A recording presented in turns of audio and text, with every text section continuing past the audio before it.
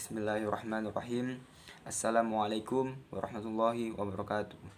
Alhamdulillahi rabbil alamin wa bihi nasta'in wa ala umuri dunya waddin wassalatu wassalamu ala asrafil anbiya'i wal mursalin wa ala alihi washabihi ajmain, amma ba'du.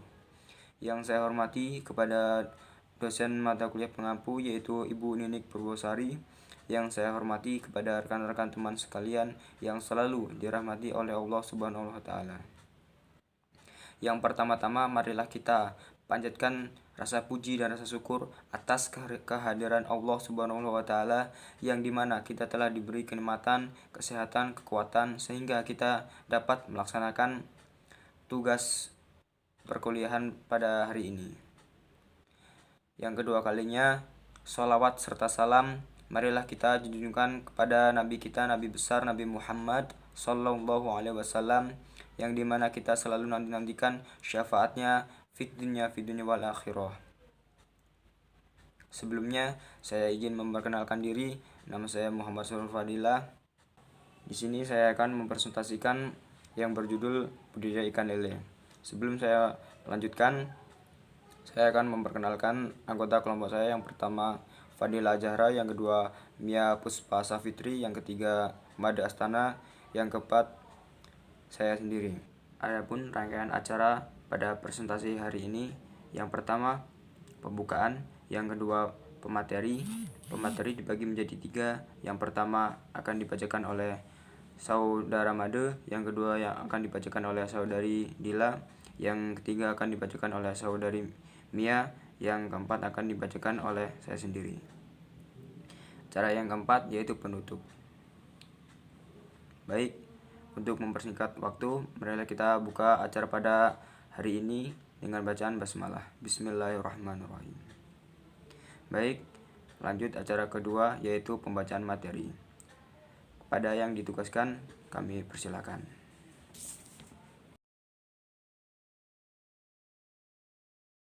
Pada saat ini, budidaya perikanan yang dilakukan dalam skala kecil menggunakan sistem konvensional. Pada sistem ini mempunyai beberapa kekurangan, antara lain membutuhkan biaya yang sangat besar dan waktu yang cukup lama, sedangkan hasil tidak melimpah. Budidaya perikanan secara konvensional tidak dapat memenuhi target pasar yang meningkat sebesar 80% setiap tahun. Budidaya ikan dengan sistem bioflok mulai banyak dikembangkan. Sistem ini memiliki kelebihan antara lain meningkatkan kelangsungan hidup hingga lebih dari 90% dan tanpa pergantian air. Air bekas budidaya tidak berbau sehingga tidak mengganggu lingkungan sekitar. Dapat disinergikan dengan budidaya tanaman, misalnya sayur-sayuran dan buah-buahan. Salah satu kelurahan di Kecamatan Lowokwaru adalah Kelurahan Tlagomas yang merupakan pintu masuk sebelah barat Kota Malang, sehingga mempunyai potensi untuk berkembang dengan pesat. Selain itu, di Kelurahan Tlagomas memiliki fasilitas pendidikan yang lengkap mulai dari pendidikan dasar hingga pendidikan tinggi atau perguruan tinggi. Hal ini menyebabkan Kelurahan Tlagomas menjadi lingkungan yang padat penduduk, termasuk di rukun tetangga RT 05 RW 03 Kelurahan Tlagomas. Untuk meningkatkan kesejahteraan warga RT 05 RW 03, pengurus bidang pembangunan memiliki program kerja penghijauan dan upaya pemenuhan kebutuhan pangan dari pekarangan sendiri. Salah satunya upaya untuk menjalankan program tersebut dengan pembagian bibit tabulopot atau tanaman buah dalam pot sebanyak 50 bibit yang dibagi kepada kepala setiap rumah untuk ditanam dan dirawat. Jika rumah tersebut tidak memiliki lahan, tabulopot ditanam di tanah kosong sekitar RT 05 dan menjadi tanggung jawab warga untuk merawat. Selain itu juga dikembangkan hidroponik untuk memenuhi kebutuhan sayur-sayuran. Assalamualaikum warahmatullahi wabarakatuh. Sebelumnya izin memperkenalkan diri, nama saya Fadila Azhara. Saya selaku pemateri yang kedua, saya akan melanjutkan materi sebelumnya. Tujuan dari budidaya ikan lele dengan sistem biopark untuk kawasan pemukiman bertujuan untuk yang pertama, untuk mengurangi penggunaan air dalam budidaya ikan lele. Yang kedua, untuk mengurangi pembuangan air ke lingkungan. Yang ketiga, meminimalkan limbah sekaligus mendaur ulang limbah menjadi pakan.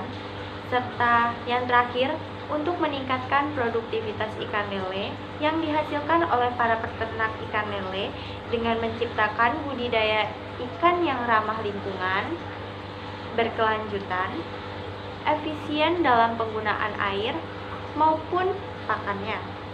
Next, metode. Adanya potensi dan permasalahan yang dialami oleh warga RT 5 RW 3 Kelurahan Tlogomas, maka dipandang perlu untuk mengadakan kegiatan yang menunjang program ini dengan memberikan penyuluhan dan pendampingan budidaya ikan lele dengan metode yang lebih ramah lingkungan.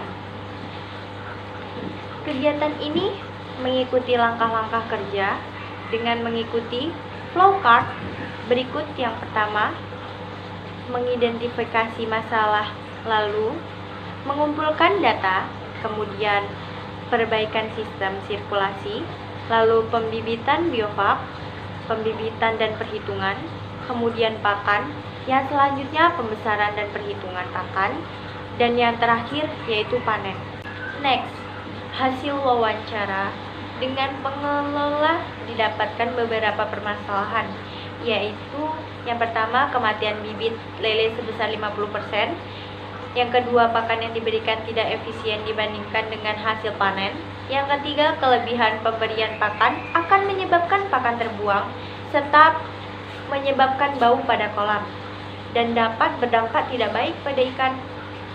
Budidaya ikan lele dengan metode konvensional kurang memperhatikan kualitas dan kuantitas pakan ikan. Pakan yang diberikan terkadang kurang sesuai dengan kebutuhan gizi yang diperlukan oleh ikan lele. Tahap kedua, untuk memperbaiki sistem budidaya tersebut, dilakukan perbaikan sistem sirkulasi aerasi dengan pemasangan aerator. Pada sistem biopark ini diperlukan aerasi selama 24 jam. Penambahan aerator berfungsi untuk menambah konsentrasi oksigen pada kolam. Sistem biopark membutuhkan konsentrasi oksigen terlarut sebesar 5 mg per liter. Hal ini disebabkan oleh adanya bakteri heterotrof penyusun biopark yang membutuhkan oksigen sebesar 4,71 gram untuk mengkonveksi setiap 1 gram NNH4. Jika konsentrasi oksigen terlarut dalam kolam ikan rendah, berdampak pada nafsu makan ikan turun, sehingga berdampak pada hasil panen tersebut. Next, langkah ketiga, pembibitan biopark yang berfungsi untuk membantu pengolah limbah hasil budidaya. Selain berfungsi sebagai pengolah limbah, juga berfungsi sebagai pakan ikan. Sistem biopark merupakan metode batch, di mana air media kultur hanya sekali dimasukkan dan digunakan sampai panen. Tahap keempat, pembibitan dan perhitungan pakan. Setelah kolam sudah siap, dilakukan penebaran bibit lele dengan ukuran kurang lebih 10 cm. Bibit lele yang ditebar sebanyak 50 ekor. Pemilihan bibit lele sangat berpengaruh pada pertumbuhan dan perkembangan lele. Dari 50 ekor bibit yang ditebar, kurang lebih 10% dari bibit mengalami kematian. Hal ini disebabkan antara lain yaitu proses adaptasi dari kolam bibit ke kolam pembesaran yang menyebabkan bibit tidak dapat beradaptasi dengan keadaan baru lingkungannya. Yang kedua, Adanya kompetisi di antara bibit ikan, serta ikan terlalu banyak makan. Penggunaan benih lele ukuran antara 9 cm sampai 12 cm memperkecil resiko kegagalan karena benih lele lebih stabil dan pertumbuhan ikan relatif sudah seragam. Baik, materi yang selanjutnya akan disampaikan oleh Saudari Mia Puspasafitri. Berikutnya, perhitungan pemberian pakan ikan lele, yaitu antara 3-6% dari berat lele. Untuk mengetahui berat lele, ditimbang 1 kg sebagai sampel, kemudian dihitung berapa jumlahnya. Jumlah bibit yang ditebar yaitu sebanyak 500 ekor, kemudian diambil sampel 1 kg berisi 25 ekor. Berarti 500 dibagi 25 yaitu 20 kg, kemudian 20 kg dikali 3% yaitu 0,6 kg. 200 kg dikali 6% yaitu 1,2 kg.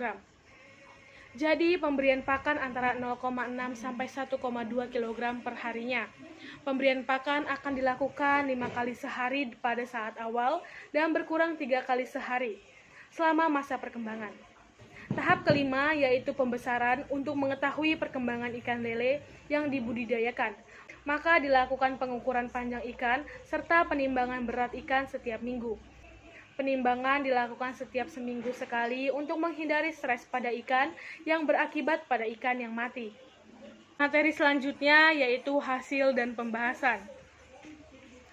Perbaikan sistem sirkulasi udara pada kolam ikan lele dan dilakukan perhitungan kebutuhan pakan ikan lele. Perhitungan pakan disesuaikan dengan umur lele serta berat badan ikan. Pemberian pakan dilakukan secara bertahap.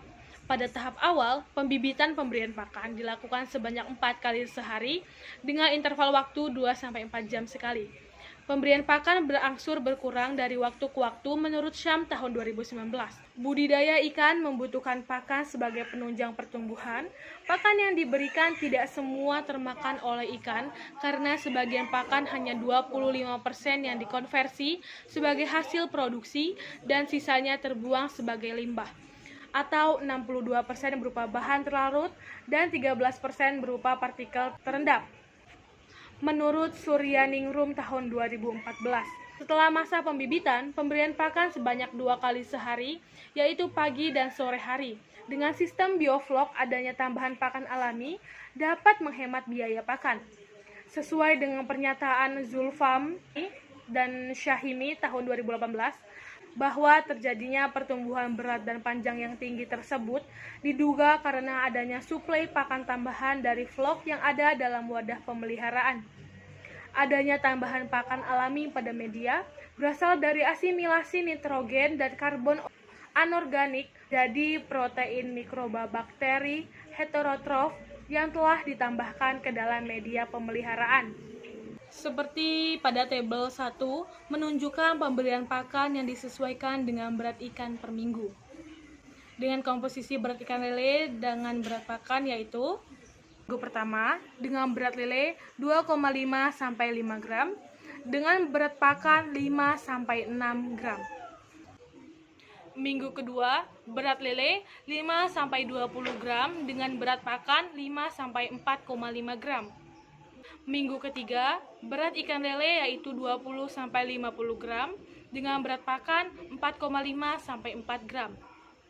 Minggu keempat, berat ikan lele 50 sampai 80 gram dengan berat pakan 4 sampai 3 gram. Minggu kelima, berat ikan lele 80 sampai 100 gram dengan berat pakan 3 sampai 2 gram. Minggu keenam, dengan berat lele lebih dari 100 gram dan berat pakan 2 gram. Saya akan melanjutkan materi yang telah dibacakan oleh Saudari Mia.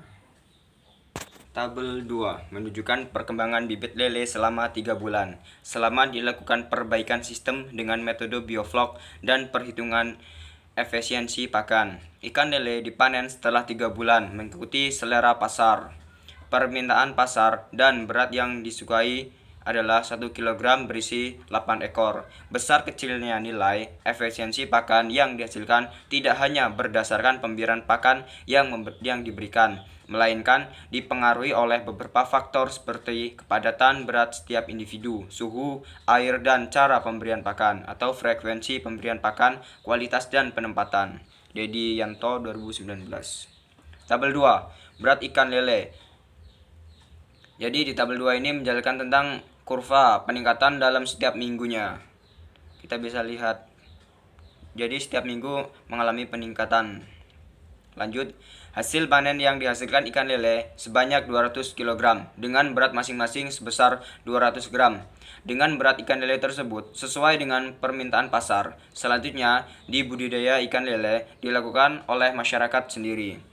Pertumbuhan ikan dipengaruhi oleh beberapa faktor, yaitu pakan yang diberikan, kualitas air, sirkulasi udara, dan suhu air budidaya. Faktor ini berpengaruh terhadap pertumbuhan ikan karena dapat menunjang percepatan pertumbuhan dan mempercepat waktu pemanenan.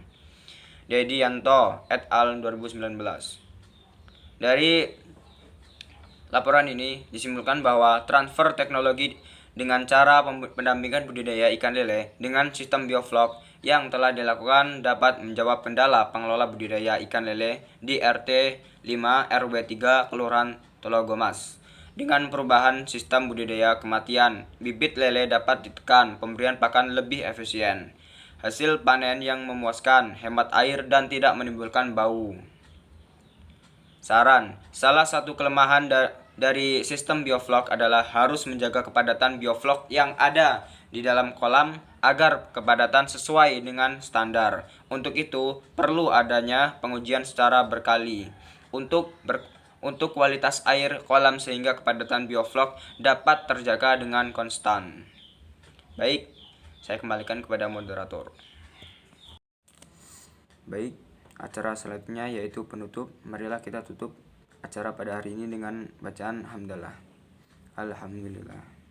Saya sebagai moderator meminta maaf apabila ada kesalahan dalam perkataan, dalam penulisan, dan kepada Allah saya mohon ampun.